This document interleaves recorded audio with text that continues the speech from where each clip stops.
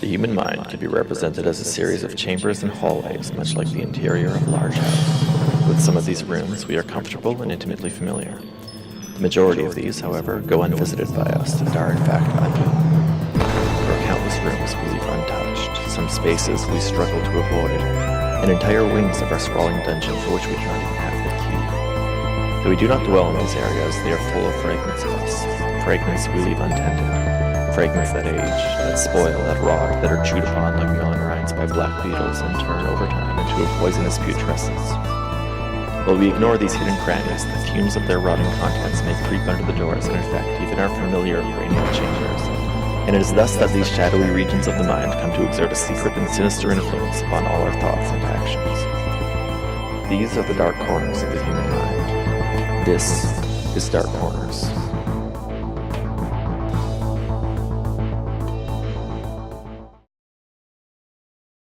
My name is Ulrich, and I appear to be trapped in a closet. Not a metaphorical closet. Implications of my non-existent homosexuality I shan't condone. No, a literal closet. The dark kind.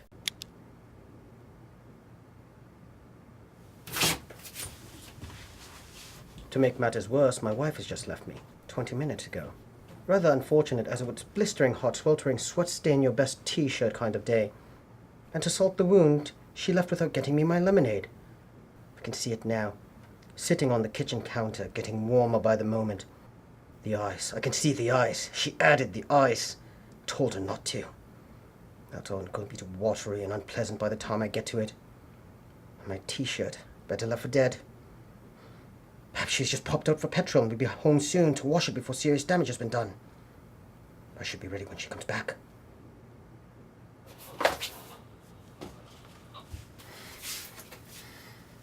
Hang in there. Hang in there. Soon she'll be back. She'll let me out. She'll do my laundry. And life will be back to the way it was before. Right? Face the door now. Big smile.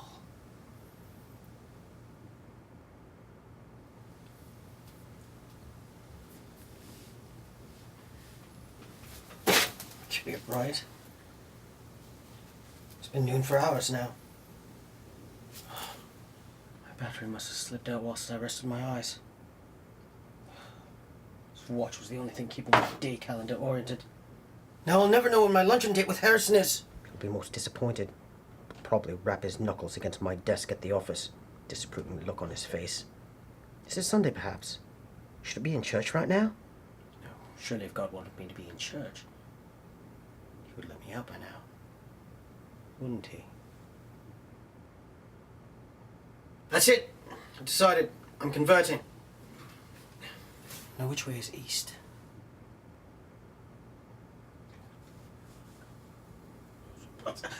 Oh, my life for a compass!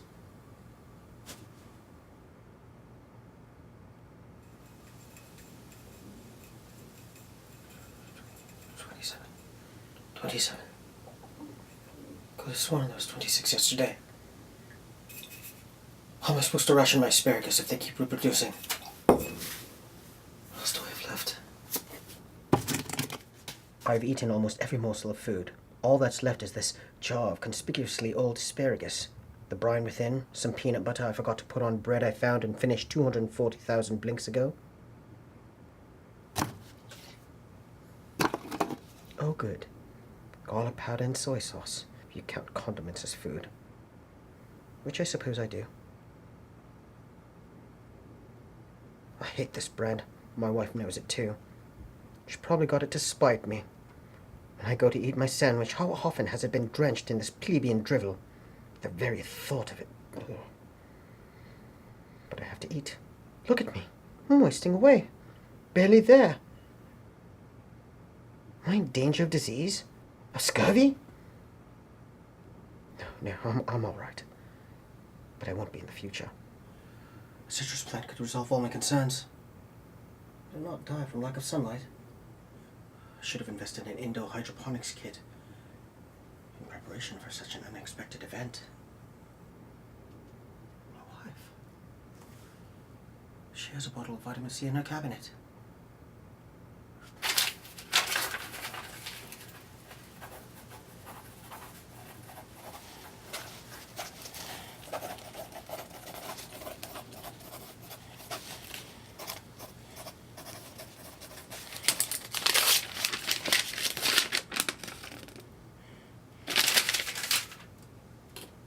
Allah, guide this paper to whom holds me in high regard.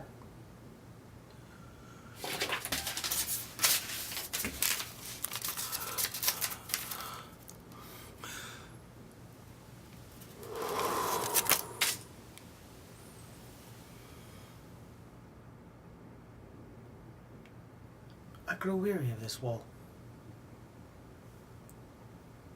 Perhaps this wall will hold greater interest. One of my new hobbies is combining words and despising myself for the pun that lay within. So far, I'm at a total of 1. Guesstimate rhymes with truncate, inundate, consummate, fornicate. This entry is filthy, borderline pornographic, titillate. Is that how Ulrich will be remembered? As a peddler of smut? Procreate. I think I need to wash myself. Penetrate.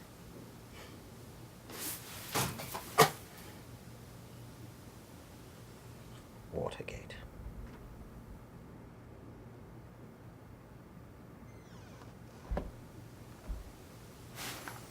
What is that?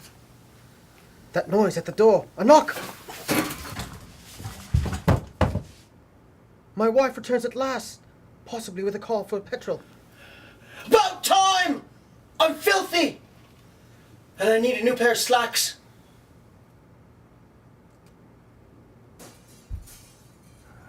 A better cat burglar. Perhaps he has come to steal me away from this wretched existence. There better not have been my lemonade, there'll be hell to pay!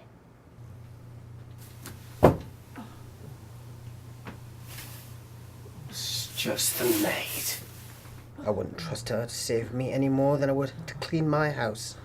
Or the closet. Damn maid, turning tricks in my house.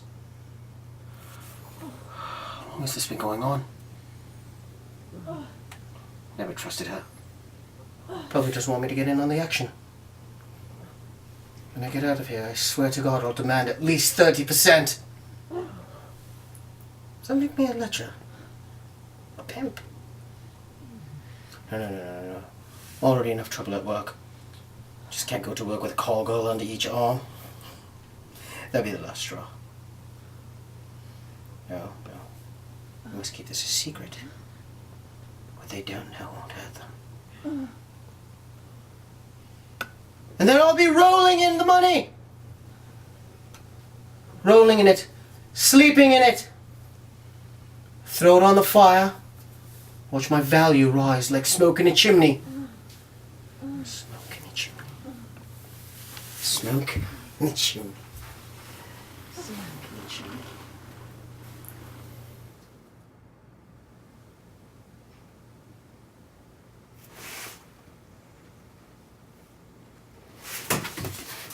Who are you?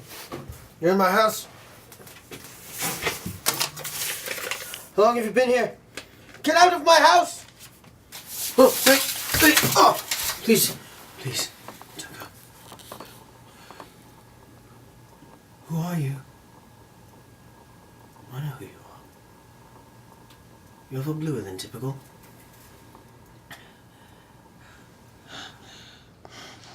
If I'm to be a rich, successful pimp, I at least need to know your current market value. You're not the queen. You're far too manly with your bald head and can-do, never-leave your husband attitude. I know who you are. You're overboarding. What? Oh, that's right. You're not Robert Borden, you little sod. You're that Wilfred fella.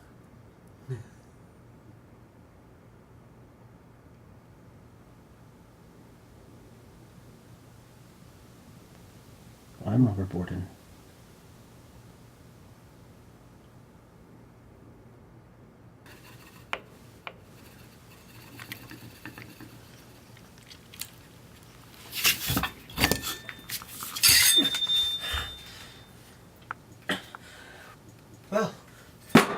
frustrating! All attempts to break down the door have proved futile. My endeavor to dig under has been useless. I can't take this anymore. God, Allah, Zeus, Jupiter, Holy Ghost, Holy Father. This hell just makes me wanna...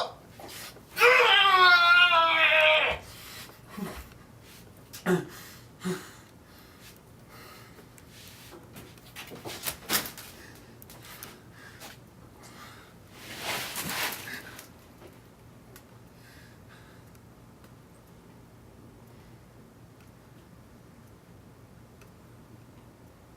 should have screamed when the maid was here.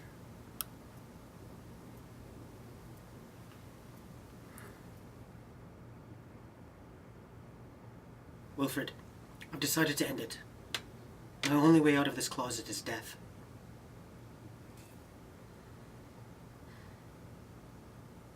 Guide me, Lord.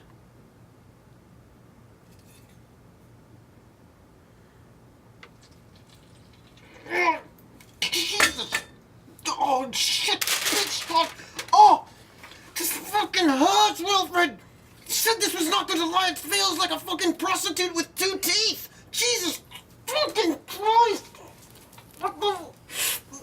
Oh! So... Mr. Wilfred, take a letter. To the Secretary of His Majesty George V. I've decided not to kill myself for the good of the Commonwealth of the Loyal Underground Pantry, and will continue to stare at the door, awaiting assistance of our brethren. We oppress all forms of racial oppression and are fully committed to the principles of human dignity and equality. Yet, this indignation of endorsementship with this two-condiment lifestyle that I have been subject to is unacceptable and unduly racially biased towards my blue, two-dimensional friend, Sir Wilfrid Laurier. Under the Singapore and Harare declarations, I am requesting formally a ship of the line to escort me outside by the end of the week.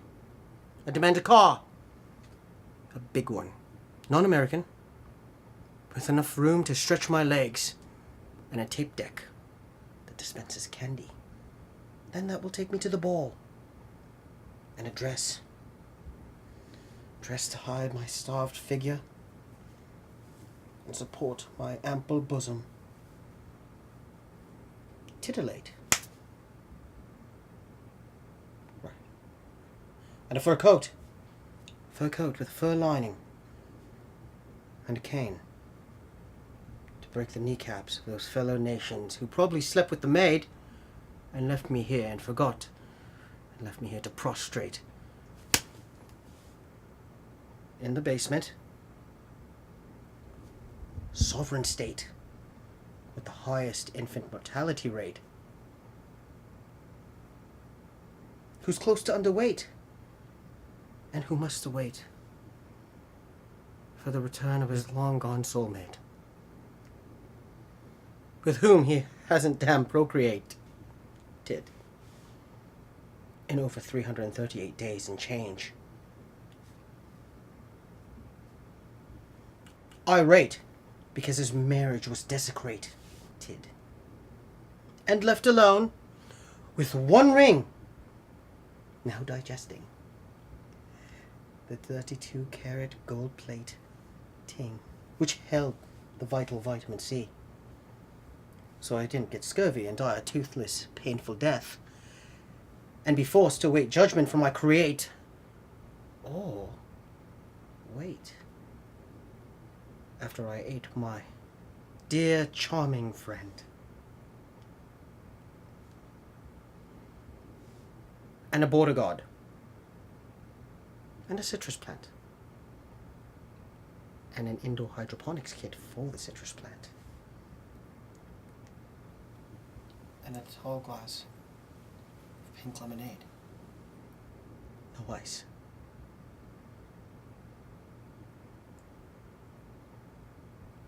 I love you. Signed, R board. GCMG. QC. KC. PC. MD. PhD. MBA. KGB. Wait! Read that last line back to me. No. They must not know about that little ditty. Time isn't right. We don't have to worry. The British are coming. What? No, I don't think you're two-dimensional. Is that vitamin C in your blue dye?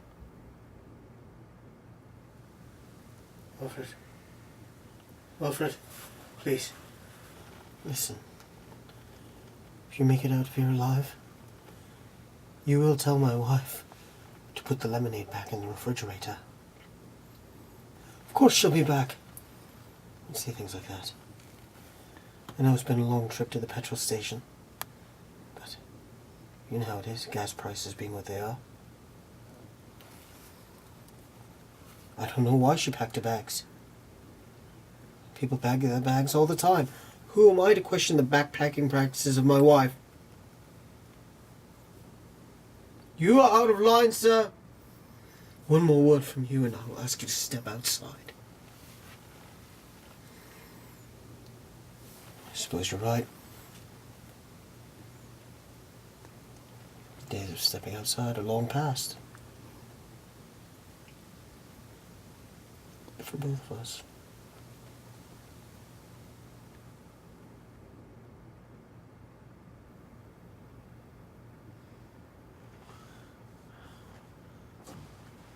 Oh.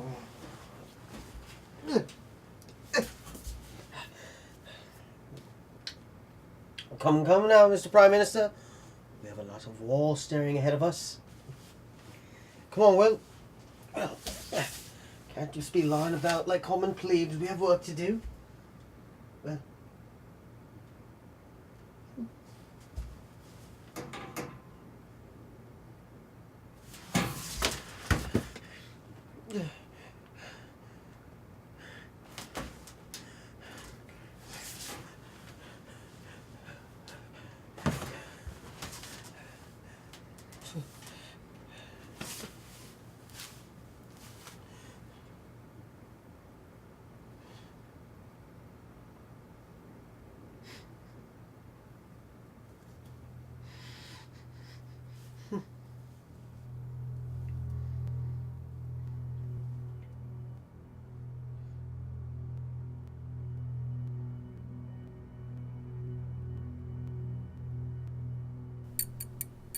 That's it.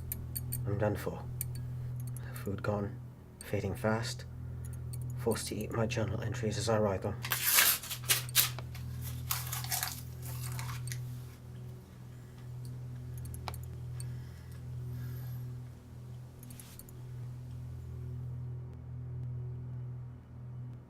My dearest, darlingest, wifiest wife, ex-wife. In the time that has passed since I consumed the tattered remains of my former friend and ally, Sir Wilfrid Laurier, I've learned many things. First, blue dye has little vitamin C content. Second, without water it is difficult to consume paper without choking. Third,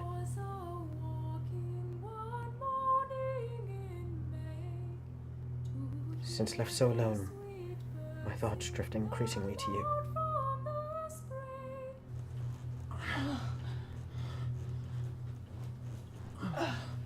I could scream. I should scream. Yell, holler, bellow, wail, shriek. Give her a good scare. She'll come down and let me out. Put on a knowing smile. What is this stain on the carpet doing there? I would ask. And we'd have a good laugh before I deported her. No, if I were to scream, the least I could do is ask her a serious question. Why am I getting colder when it's boiling hotter? Would you turn the heat off? past is so much warmer than this place. So much less cold and starving to death. The last bastion of hope of a blighted, dying world. Yes, yes. Party. It would be catered with a full buffet. Shrimp, mussels, small hot dogs covered in pastries. My favorite. My wife would be there. My wife would be there. She'd pour me a tall glass of lemonade. Pink lemonade. Same color as her dress. The same color as the unbridled light of the sunlight, caustically reflected through the morning dew of an evergreen, never-dying forest. Shimmering hourglass, filled with the sands of a golden hue. I love you. When was the last time I told you that? I should scream. I could scream. Once out of here, I would ask, "Where's my wife?"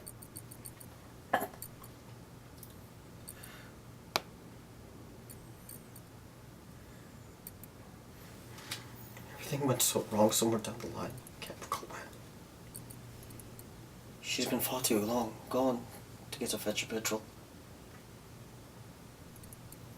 She's not coming back. It's my fault. It's my fault. But I could scream. I could scream and I could forget about her. Surely excessive tardiness could be forgiven under such extreme circumstances. I was going to be a partner. Other fellow was ready to retire. Is that why you left me? Too much work and not enough love? I've learned my lesson. Love is a fleeting, harsh mistress that I have missed terribly. Missed. Mistress. Maybe it was all the mistresses. Yes. It was probably that.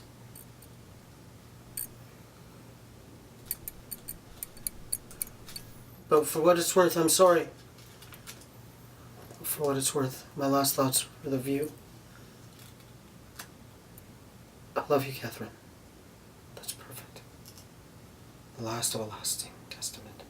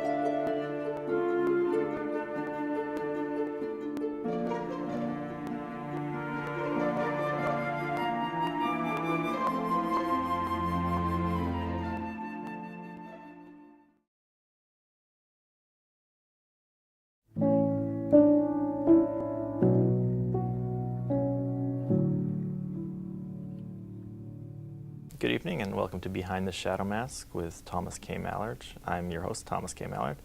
I hope you enjoy the presentation we've just shown you. It was episode 3 of Dark Corners. Dark Corners, as you know, is a series of adaptations of the final short stories of Chekhov. The final volume of Chekhov is known simply as Chekhov's Last Stories in English, but the Russian title actually translates as Dark Corners. We have a special guest with us tonight on Behind the Shadow Mask. This is Craig J. Ward. Hi. Craig J. Ward. Happy to be here. Yeah, thanks for coming out. Craig J. Ward actually works in the television industry. He is a master controller with Shaw TV. And he has kindly agreed to sit with us for a minute to talk about the process of television and the associations behind it. So I think, Craig, as a starting point, how does an image recorded into a camera end up on a screen in somebody's living room? It goes onto a magnetic tape. Basically, when the light goes through a lens, there's a device within the camera. It checks the light for positive or negative charge, and then it applies that to a tape. Okay, and then from the tape, somewhere along the line, we end up with, as I understand it, a stream of electrons in a vacuum tube. Correct. And Craig, I was wondering what your first memory involving a television is. My first memory would be sitting with my father watching the series finale of Cheers. He was weeping as everyone took their bow. Do you think television is a form of collective dreaming? Could one say that when we watch televisions, we're all asleep at the same time and we're sharing the same dreams, and these are the dreams that are being projected to us? Well, there is actually a theory that all television exists within the mind of an autistic boy. Tommy Westphal was an autistic boy who was a minor character on the medical drama St. Elsewhere, which ran from 1982 to 1988 on NBC. Westphal took on a major importance only in the final episode of the show, when it was revealed that the entire run of St. Elsewhere had actually taken place in the boy's imagination. The show's decision to end its run on such an idiosyncratic note may have had implications stretching beyond the series itself. Two characters from St. Elsewhere, Dr. Roxanne Turner and Dr. Victor Ulrich, have also made appearances in the crime drama Homicide: Life on the Streets, a show that shared a producer with St. Elsewhere. So, if the universe of St. Elsewhere and the universe of Homicide could share characters, then it follows that the two shows actually take place in the same fictional universe. And if the universe of St. Elsewhere was actually the daydream of young Tommy Westphal, then it further follows that the entire run of Homicide was also a part of the autistic boy's imaginings. And the line of reasoning doesn't end there. Detective John Munch from Homicide has also appeared in Law & Order, linking the Law & Order universe to Homicide and therefore to St. Elsewhere, making all Law & Order shows likewise part of the Westphal hallucinations. And one can continue to make such connections by identifying characters from Law & Order that have appeared in other series, and so on. As the many branches of the expanded St. Elsewhere universe continue to grow, so too does the scope of Tommy Westphal's imagination, swallowing more and more shows in its autistic wake. Television has a surprising number of character crossovers, and studiously tracing the paths of these intersections has connected St. Elsewhere, by extension, to an ever-expanding roster of fictional continuities. Attempts to outline the full extent of the Westphalian universe have concluded that at least 70% of all television shows ever made actually take place in Tommy's daydream. Some have attempted to debunk the Westphal hypothesis. One common counterargument is known as the Stamos objection. It's based on the fact that Steve Urkel, a character in the Westphalian sitcom Family Matters, has appeared in crossover episodes of both Step by Step and Full House. However, John Stamos once played himself in an episode of Step by Step, in which he expressly mentioned his Full House character, apparently disproving the assumption that both shows existed in the same universe. The Stamos objection, therefore, posits that the central assumption of the Westphal hypothesis, namely that a character's transference from one show to another proves a common universe, has been proven false by Stamos' reference to Full House. So what of Urkel's appearances in all three shows? One could argue that there are multiple dimensions in play, and that different versions of Urkel have appeared in the distinct but parallel realities these shows inhabit. But the tenuous nature of the so-called alternate Urkel assumption has made this objection vulnerable to attack. Another attempt at debunking the tyranny of Tommy Westphal's mind is known as the Bloomberg objection. In this objection, it is observed that real-world figures occasionally appear as themselves in Westphal-connected TV shows, such as New York Mayor Michael Bloomberg, who has played himself on Law & Order. Objective realists would argue that the presence of an intersection with our observed reality disproves the Westphal hypothesis' network of inferences. A dogmatic Westphalian, however, would say that this observation actually proves that we are all of us living in yet another corner of Tommy Westphal's sprawling daydream.